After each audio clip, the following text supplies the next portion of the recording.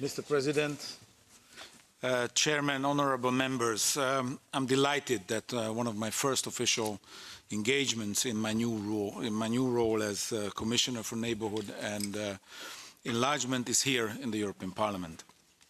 I'm also pleased that we will focus on the prospect for a European Union enlargement, which remains a top priority for the European Parliament and for me personally. Our discussion today is centered on the Western Balkans, and I'm pleased to see so many rapporteurs, shadow rapporteurs and chairs of delegations to joint parliamentary committees, and also colleagues from the national parliaments from the Western Balkans. We have quite a bit to discuss. Before we do that, let me say a few words on what we need to do to ensure that the region, which is an integral part of Europe, has a credible accession perspective. First, we need to sustain and accelerate reform progress for each individual country. The focus must be on the real impact of the reforms on the ground. The best measure of progress will be the pace of economic development, increased prosperity and quality of life, as well as freedom for people in our partners in the region. This is, after all, the ultimate objective of the accession process. I want to make sure that the benefits are felt throughout the region as swiftly as possible. Second, the Commission will present suggestions early next year to contribute to driving the process forward, to build on the Western Balkan strategy of last year, to strengthen our cooperation and to render the negotiation process more effective, also acting on concerns raised by Member States. We will continue to put a strong emphasis on the fundamentals of the rule of law, economic development, the functioning of democratic institutions and public administration reform. These issues are at the heart of the societal transformation all around the Western Balkans, and they need to undergo to be ready for their eventual membership. Strong political engagement is necessary on reforms in the region, not for the European Union's sake, but for the sake of the citizens of the Western Balkans. The governments in the region need to take responsibility to ensure the reform process is inclusive, with wide stakeholder consultation. Parliaments have a key role in this process. Also, to be able to adequately scrutinize the many legislative reforms and proposals put before them, but also to make them work for the citizens of these countries. I also want the process to be more dynamic and not just focused on opening and closing negotiating chapters. We need to focus on identifying opportunities for closer and earlier integration in areas of joint interest even before accession. For example, the Western Balkans should be closely associated with the Green Deal, or our digital agenda, and our trans-European networks in transport and energy. This will help drive growth and create jobs, so the people of the region don't need to wait until accession to reap the benefits of these key policies. The European Union must also prepare for its part to be ready to take on board future member states once conditions are met, but not at the cost of hampering the accession process. The process of deepening EU integration can run in parallel with the accession process. Honourable members, let me say a few words on each of the countries. I guess all of us were very disappointed with the recent lack of consensus in the European Council in October to open membership negotiations with Albania and North Macedonia.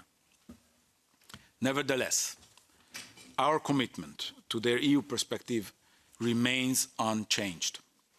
I will continue to defend our proposal to open accession negotiations with both countries, and I cannot stress enough the importance of taking a positive decision on opening negotiations before the Zagreb summit of next year. The Croatian presidency has a crucial role to play in this project. North Macedonia has delivered on what it was asked. It delivered even more by the historic Prespa Agreement, which is an inspiration for the whole region and for Europe. And despite the disappointment at the outcome of the European Council in October, the country is continuing its EU-related reforms, particularly in the areas of rule of law, but elsewhere as well. Albania has made significant progress in the area of justice reform, including through the comprehensive vetting of judges and prosecutors. I am convinced that these efforts must and will continue. Let me also take this opportunity to repeat that we stand in solidarity with Albania following the devastating earthquake, and we will continue to provide assistance. We are already looking into options on how to do beyond the emergency needs.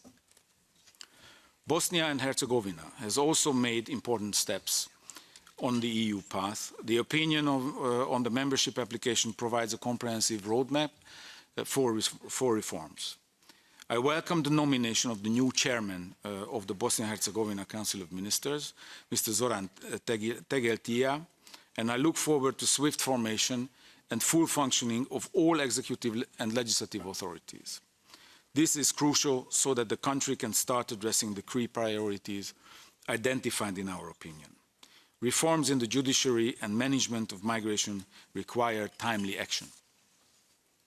Turning to Kosovo, with the certified results of the early parliamentary elections on the 6th of October announced, it is important that the new government is formed swiftly. There is a hugely important work ahead, including in priority areas such as economic development and the fight against corruption and organized crime.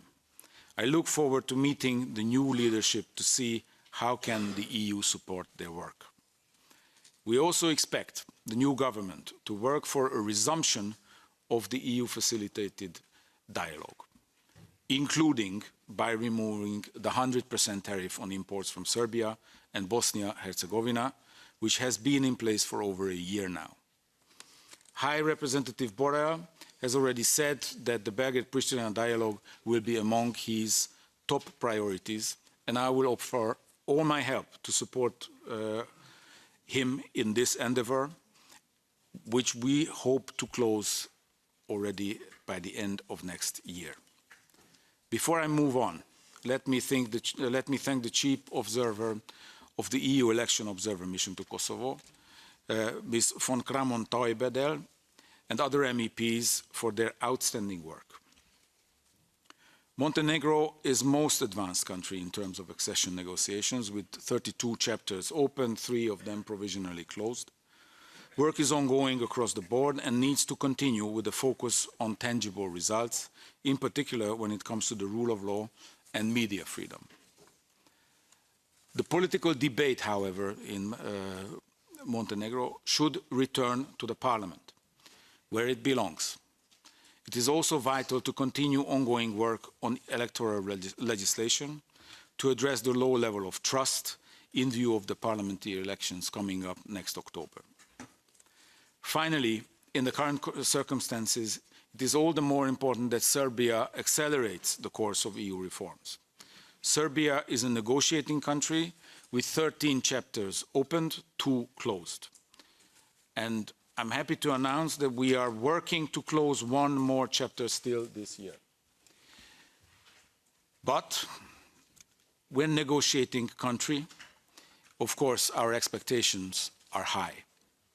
Solid, comprehensive and tangible results on the ground are required in crucial areas of democracy and rule of law, as well as when it comes to the freedom of media. In addition, a broad and consensual electoral reform is needed ahead of the parliamentary elections of next spring, and the ongoing interparliamentary dialogue facilitated by the European Parliament is crucial in this regard. And now I'm more than happy to answer any of your questions. And again, Mr. President, it is always an honor to come to the European Parliament, which I continue to do so. Bravo. Grazie. Congratulations. Bye bye. Bye.